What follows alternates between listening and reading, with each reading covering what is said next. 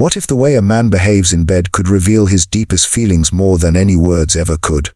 Carl Jung, the legendary psychologist, believed that true love isn't just spoken, it's unconsciously expressed through intimacy. The way a man holds you, looks at you, or even breathes with you in those vulnerable moments can expose what's really in his heart.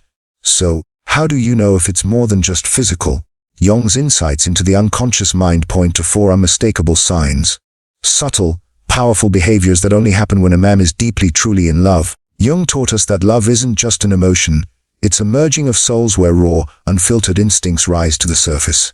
When a man is emotionally bonded, his body and mind reveal truths he might not even realize himself. Today we're uncovering 4 intimate acts that, according to Jungian psychology, prove his love and far deeper than attraction. These aren't just habits, they're unconscious rituals of devotion, and by the end of this you'll know exactly what to look for. Number 1. Deep eye contact during intimacy. There is something almost mystical about prolonged eye contact during moments of deep intimacy, something that transcends mere physical attraction and taps into the very core of emotional connection. Carl Jung often referred to the eyes as the windows to the soul, and for good reason. In his exploration of the unconscious, Jung recognized that the gaze is one of the few involuntary gateways to a person's innermost self. Unlike words, which can be carefully chosen or even deceptive, the eyes reveal truths that the mind may not yet be ready to acknowledge. When a man holds your gaze during moments of vulnerability, it is far more than a simple act of passion. It is an unspoken confession. He isn't just looking at you. He is allowing himself to be seen by you, which is one of the most profound surrenders a person can make. This kind of sustained eye contact is rare because it requires an extraordinary level of emotional presence. Many men conditioned by societal expectations learn to compartmentalize. Sex can be detached from emotion, a physical release rather than an act of union. But when a man is deeply in love, something shifts. The unconscious need for true connection overrides the habit of detachment. His gaze lingers because in that moment he isn't just physically exposed. He is emotionally exposed. Jung would argue that this is thema at work, the inner feminine aspect of his psyche that craves depth, intimacy, and merging. The eyes in this sense become the bridge between 2 souls, not just 2 bodies. Conversely, avoidance of eye contact can be just as telling. A man who shields his gaze during intimacy may still feel desire, even affection, but there is likely an emotional barrier in place. Perhaps he fears the vulnerability that comes with being fully known, or perhaps he is guarding a part of himself that he isn't ready to confront. In Jungian terms, this avoidance could signal unresolved shadows, unacknowledged fears, or past wounds that keep him from complete surrender. The eyes cannot lie in the way words can, and so for many, avoiding them becomes a way to maintain control. But when a man does allow that unbroken connection, it speaks volumes. It means he trusts you not just with his body, but with his self, the hidden, imperfect, unguarded version that exists beneath the surface. There is a reason lovers instinctively close their eyes during a kiss only to reopen them afterward, as if to confirm the reality of the one before them. That moment of reconnection is primal, a silent affirmation. You are here with me and I am here with you fully. This is why deep eye contact is the first and perhaps most revealing sign of true emotional attachment.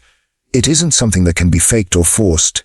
It is an unconscious offering, a moment in which 2 people exist without masks, and in that shared gaze, love announces itself, not in grand declarations but in the quiet, unwavering certainty that here in this space, there is no need to hide. Number 2. Prioritizing your pleasure over his own. In Jungian psychology, true intimacy requires the reconciliation of opposites, the meeting of 2 separate selves into something greater than the sum of its parts. This sacred union, what Jung called the Jungian, is not merely about physical pleasure, but about the alchemy of 2 souls merging in mutual surrender. Nowhere is this more evident than in the way a man approaches pleasure when he is deeply in love. Lust seeks its own satisfaction, but love seeks communion. When a man prioritizes your fulfillment over his own, it is not just generosity, it is an unconscious enactment of devotion, a silent vow that your joy is inseparable from his own. Jung believed that the shadow, the repressed unconscious aspects of our psyche, often governs our baser instincts, including selfish desire. But when a man loves deeply, something remarkable happens. His higher self overrides those primal impulses. He delays his own gratification not out of obligation, but because the act of giving becomes its own reward. This is the union of opposites in its purest form, the masculine drive to pursue harmonizing with the feminine principle of receptivity. In that balance, sex transforms from a transactional act into a sacred exchange. You'll notice this in the way he studies your responses, remembers what brings you pleasure, and derives genuine satisfaction from your fulfillment. His attention isn't performative, it's instinctive, as if your body were an extension of his own. Contrast this with encounters rooted solely in physical craving. Lust consumes. It takes what it wants with little regard for the other, but love nurtures. A man under the spell of infatuation might focus on his own pleasure, but a man in love will find himself undone by yours. Jung would trace this shift to the influence, the inner feminine guiding him to empathy, tenderness, and a desire to merge beyond the physical. This is why the smallest acts, the way he lingers in afterair, the way he asks, "Was that good for you?" with sincere curiosity reveal more about his heart than any grand gesture ever could. This selflessness extends beyond the bedroom.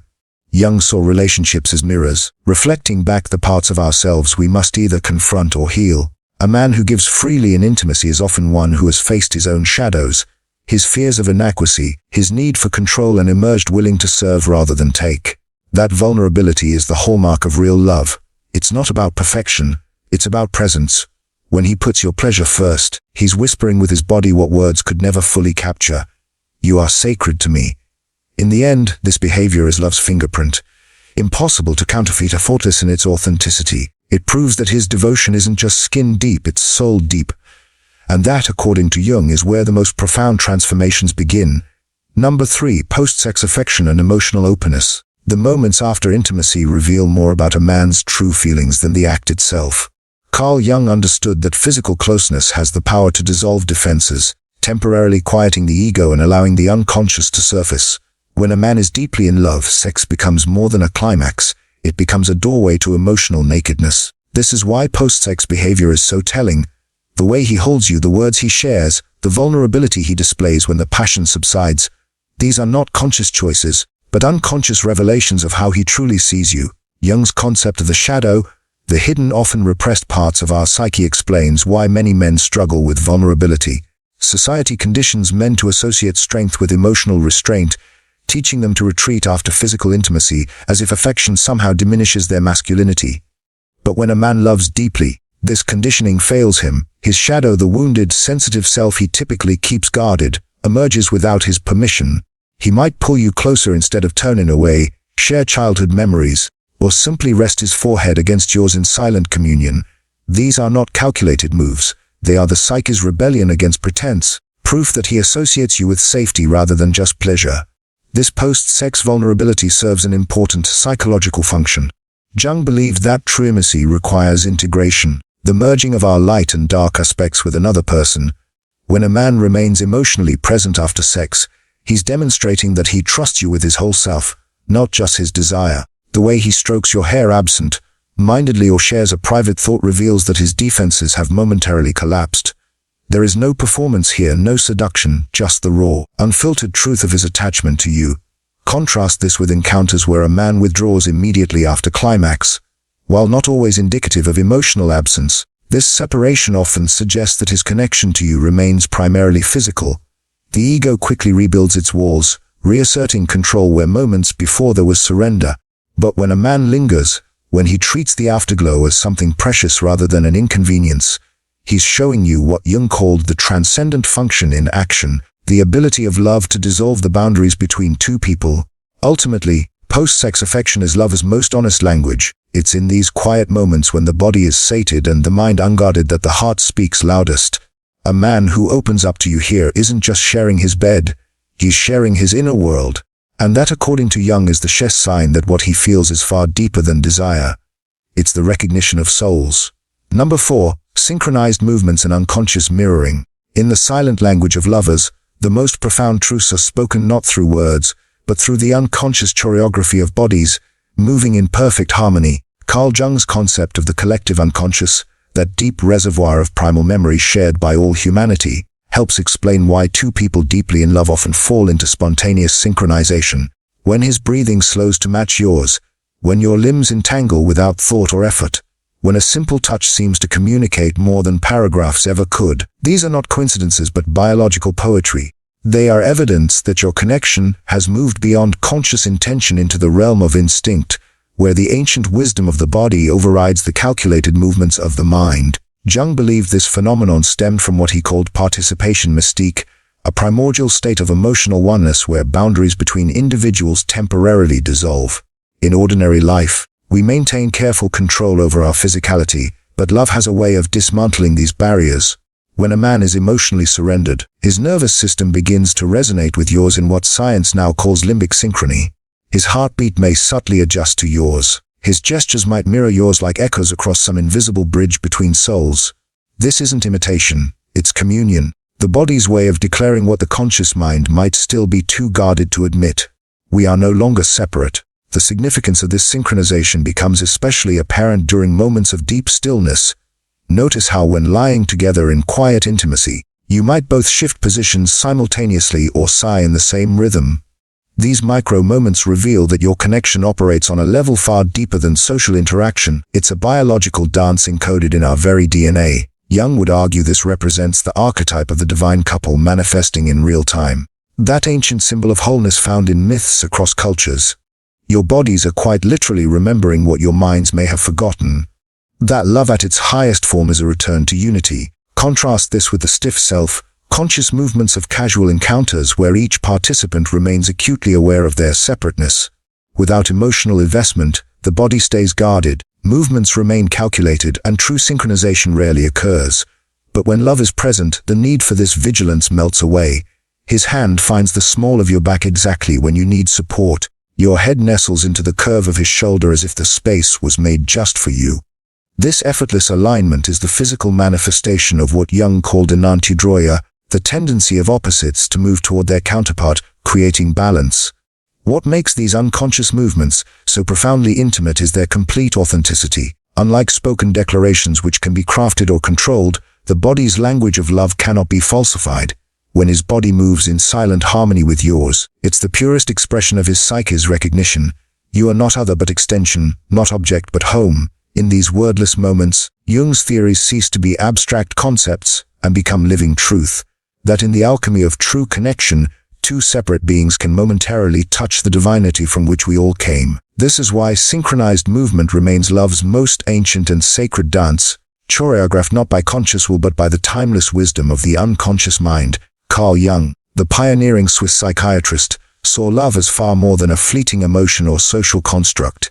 It was a profound psychological event, a collision of the conscious and unconscious mind. At the heart of his theory lies the concept of the anima and animus, the hidden feminine and masculine aspects within each of us. According to Jung, every man carries an inner feminine image, theme shaped by his experiences, expectations, and even cultural influences. When he falls deeply in love, he isn't just drawn to a woman. He's encountering a reflection of his own soul. This is why the right partner doesn't just feel exciting. She feels familiar, as if she's always been part of him. The stronger the emotional pull, the more Hisma aligns with her essence, creating an almost mystical sense of recognition. This is why some loves feel destined, as if they were written in the stars, because in a way they were written in his psyche long before they ever met. But this projection is only the beginning. True intimacy in Jung's view requires something far more vulnerable. The willingness to lower the masks we wear in daily life. Most men are conditioned to suppress their sensitivity to armor themselves against judgment. Yet when a man is deeply in love, something shifts. The unconscious mind, the vast hidden part of us that stores instincts, fears, and desires, begins to override his defenses. He doesn't just want to be close. He needs it at a primal level. This is why you'll notice subtle but unmistakable shifts in his behavior when he's emotionally bonded. He might share childhood memories without prompting, or his body language might soften in ways he can't control. These aren't calculated choices. They're involuntary surrenders to the depth of his connection. Jung also believed that the unconscious speaks most clearly in moments of intimacy, not just through words, but through symbols, sensations, and instinctive actions. Think of the way lovers synchronize their breathing, or how a man's touch becomes almost reverent when his emotions are fully engaged. These aren't just romantic gestures. They're manifestations of the unconscious mind weaving two people together. In Jungian terms, love is alchemy. It transforms the base metal of physical attraction into the gold of spiritual union. And when a man is truly in love, his unconscious will betray him in the most beautiful ways. So how does this hidden psychology reveal itself in the bedroom? The answer lies in 4 unmistakable behaviors, acts so intimate, so revealing that they bypass the conscious mind entirely. These aren't tricks or learned techniques. They're the raw, unfiltered language of a man's heart. Now let's dive into the 4 intimate behaviors that expose his true feelings. These 4 unconscious behaviors, deep eye contact, selfless giving, post-sex vulnerability, and synchronized movement, form the silent language of a man's devotion. Carl Jung's wisdom reminds us that love is never just an emotion. It's an embodied truth written in the unguarded moments between 2 people. If your partner does these things, you're not just sharing a physical connection. You're sharing a psychological and spiritual bond that transcends the ordinary. So now we turn it over to you. Does your partner show these signs of deep love? Have you noticed other unconscious behaviors that reveal his true feelings? Share your experiences in the comments below. We'd love to hear your stories and insights. If this exploration of love through Jung's lens resonated with you, don't forget to like and subscribe for more psychology-driven relationship wisdom. Want to go deeper? Let us know if you'd like our next video to uncover Jung's red flags in relationships, the hidden psychological warnings that reveal when a connection may be unhealthy or unfulfilling. Until then, remember, the body never lies about love. Pay attention to what's whispered beneath the words, and you'll always know where you truly stand.